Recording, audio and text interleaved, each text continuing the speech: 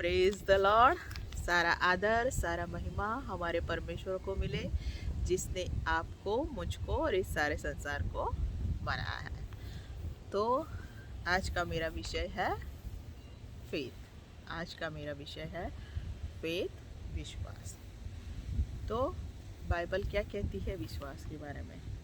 तो बाइबल कहती है सुनने से विश्वास होता है और सुनना परमेश्वर के वचन से होता है। तो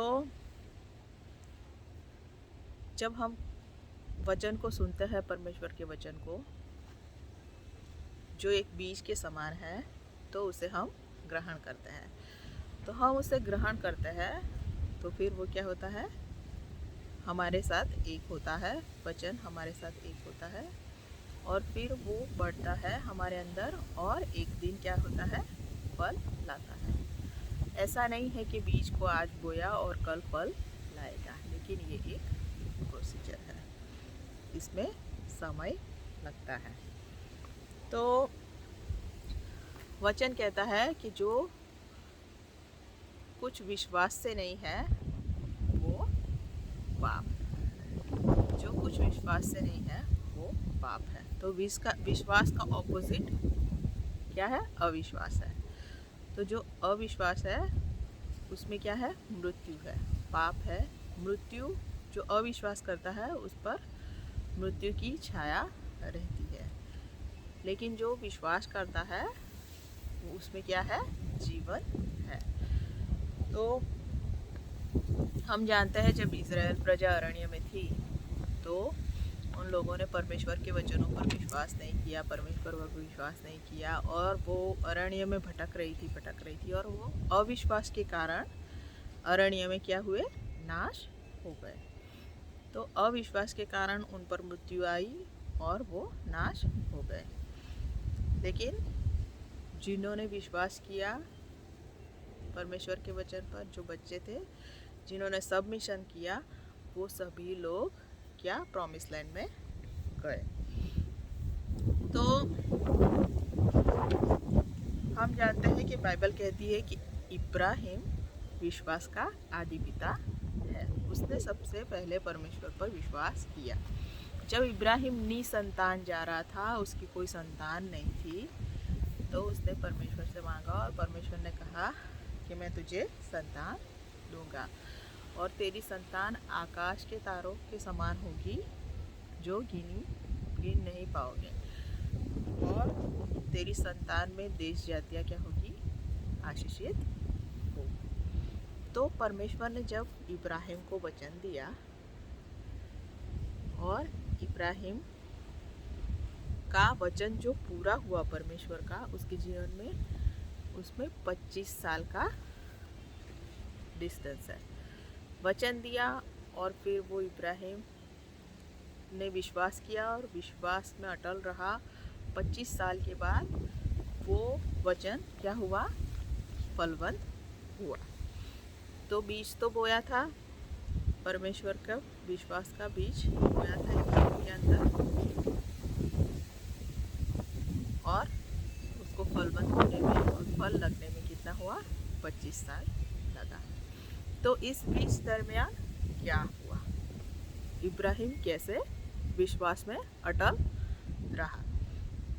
तो जब इब्राहिम मूर्ति पूजक देश में से निकला, उसे कहा गया कि तू वहाँ से निकल, अपने माँ बाप के उस देश में से निकल जा और मैं जहाँ तुझे भूमि दिखाऊं, जो प्रॉमिस लैंड दिखाऊं, वहाँ पर जा, मैं तुझे और तेरी संतान को वो दूंगा। परमेश्वर ने ऐसा इब्राहिम से वचन कहा। तो वो वहाँ से निकला और वो वहाँ उस प्रॉमिस लैंड के यहाँ पर मुसाफिर बनकर रहा। तो उस समय इब्राहिम और सारा के पास बहुत सारे दूसरे भी लोग थे, उसके दास दासियाँ थे, नौकर चाकर थे जो उनकी संपत्ति को संभालते थे। और वो लोग अन्य धर्मी थे, जैसे कुछ मिस्र के थे, कुछ दमस्क के थे, तो कुछ दूसरी जगह के।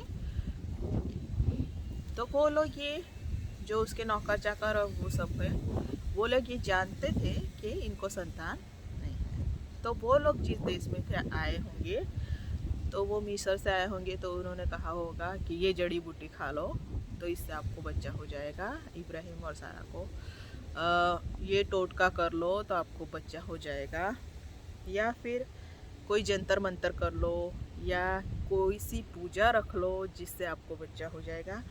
तो ये सभी बातें उन लोगों ने उनसे कही होगी, लेकिन उनमें से इब्राहिम ने एक भी बात नहीं की होगी इन 25 सालों में, और वो परमेश्वर के वचन पर ही अटल रहा और उसकी विश्वास की परीक्षा की गई। और उसकी विश्वास की ऐसा लगता है जैसे कड़ी परीक्षा की गई कि इतना लंबा समय लगा, लेकिन फिर भी उसने दूसरे और कोई भी प्रयत्न नहीं किए कि जिससे बच्चा हो, लेकिन एक ही वचन पे अटल रहा। एक ही वचन पे उसने क्या किया, विश्वास किया।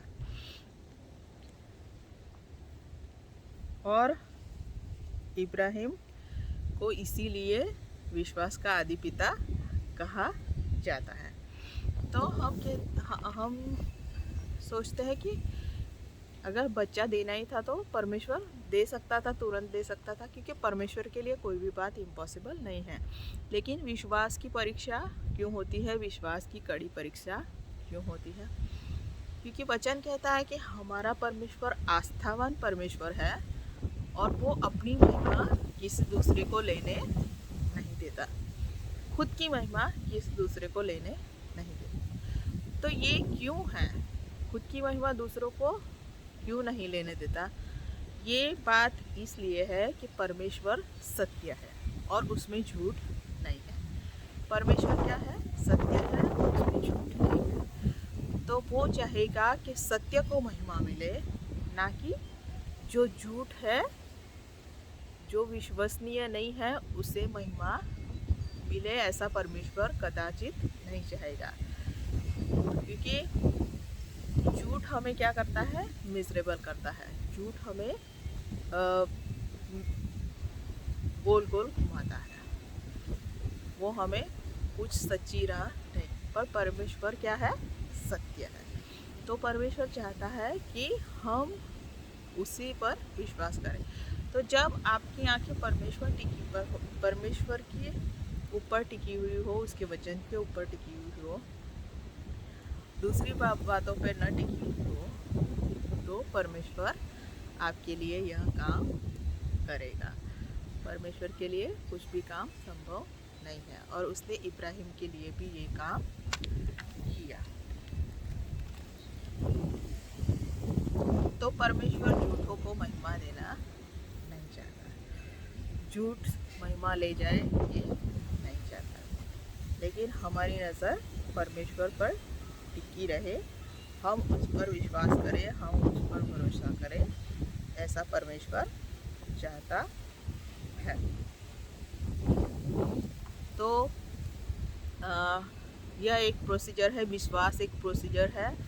तो हमको बहुत धीरज रखना है, हमको बहुत धैर्य रखना है कि हम परमेश्वर की विश्वास में टिके रहे, और परमेश्वर ही है जो हमें आशीषित कर सकता है, और कोई दूसरा हमें कुछ भी नहीं दे सकता, क्योंकि सब भली वस्तुएं ऊपर से ही आती है, परमेश्वर के पास से ही आती है। तो विश्वास में बने रहे, परमेश्वर में बने रहे और आशीष पाए। बस इतना ही। आप सभी ने मुझे सुना, इसलिए बहुत बहुत धन्यवाद। Thank you. शैतान की बातों में न फंसे, इधर उधर की बातों में न फंसे, पर अपनी आंखें परमेश्वर की वचन की ओर लगाए रखें।